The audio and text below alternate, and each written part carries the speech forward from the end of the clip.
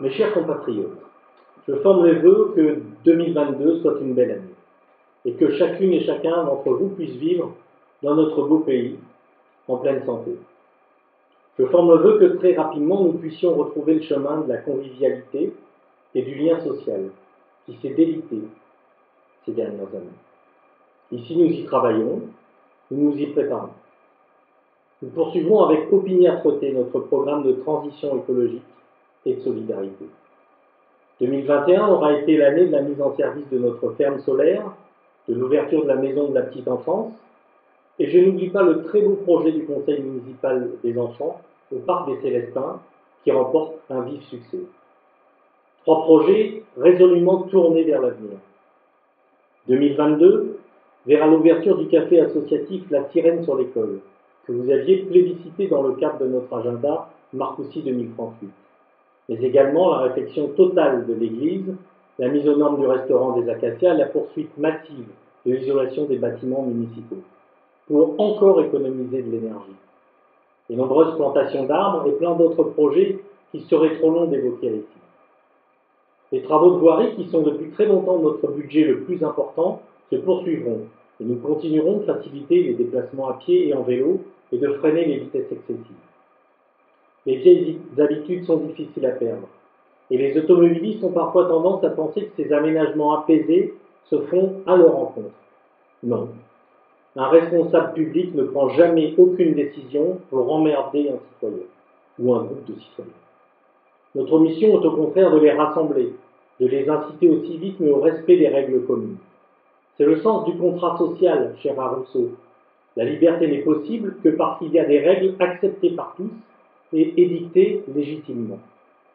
Ce n'est pas facile, et la période de crise sanitaire a créé des énervements supplémentaires, des susceptibilités, de la violence verbale et parfois anonyme sur les réseaux sociaux. Face à ces emballements, ma mission est au contraire de créer les conditions du dialogue entre les citoyens, entre les usages, entre les générations, et de toujours garder le cap du projet pour lequel nous avons été élus.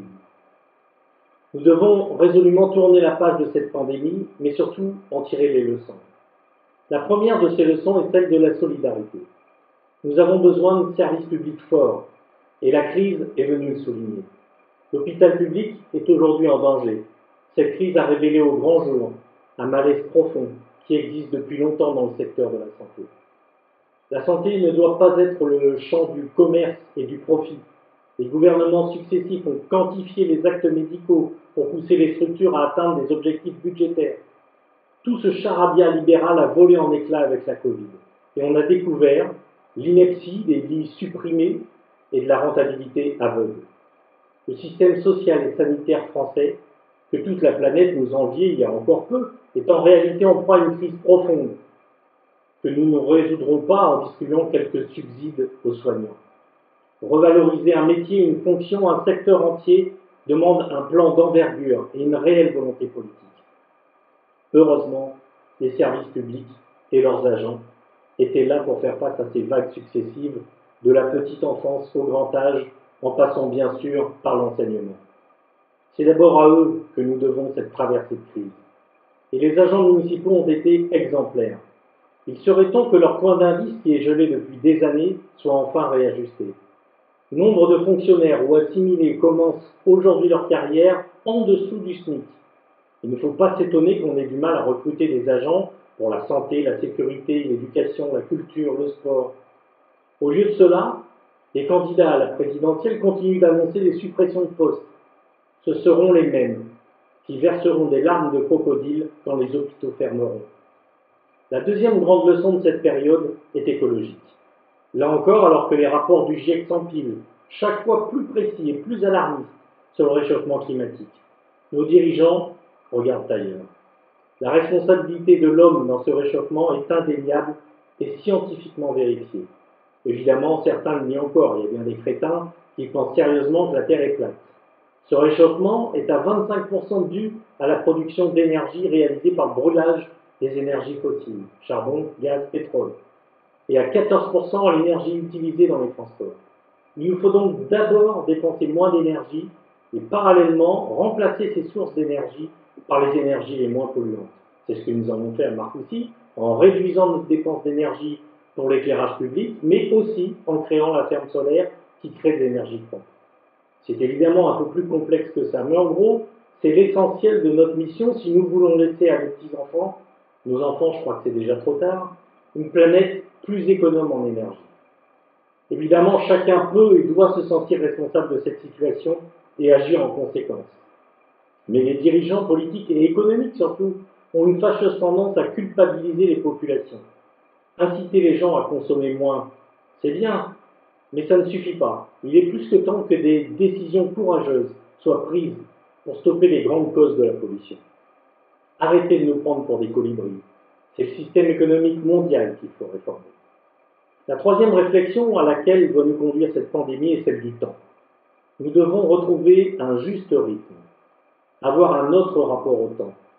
Le néolibéralisme pousse à l'accélération, car les résultats trimestriels donnent le tempo à notre économie. Et le reste s'est mis à ce diapason. Les gens font des tuyas, qui sont pas belles, car ils poussent plus vite que d'autres espèces. Et donc, plus rapidement, ils ne voient plus leurs voisins. Tout est devenu fast. La bouffe, les rencontres, les jobs, les infos, les voyages. Ralentir. Ralentir, c'est se recaler sur les arbres. On met encore 100 ans à faire un chêne centenaire. Il y a urgence à ralentir. Solidarité, écologie, temporalité, ce serait bien que dans les semaines qui viennent, notre pays s'empare avec force de ces vrais débats. Voyez-vous, je ne crois pas aux forces de l'esprit, mais je crois en celles de la jeunesse, et c'est vers elle que nous devons porter nos efforts. Nous aurons cette année, vous le savez, un grand rendez-vous au printemps. Nombre d'entre vous, et c'est normal, me pressent de savoir à qui vont mon soutien. Alors on ne va pas se mentir. Je vais vous le dire. Oui, je souhaite ardemment qu'il l'emporte.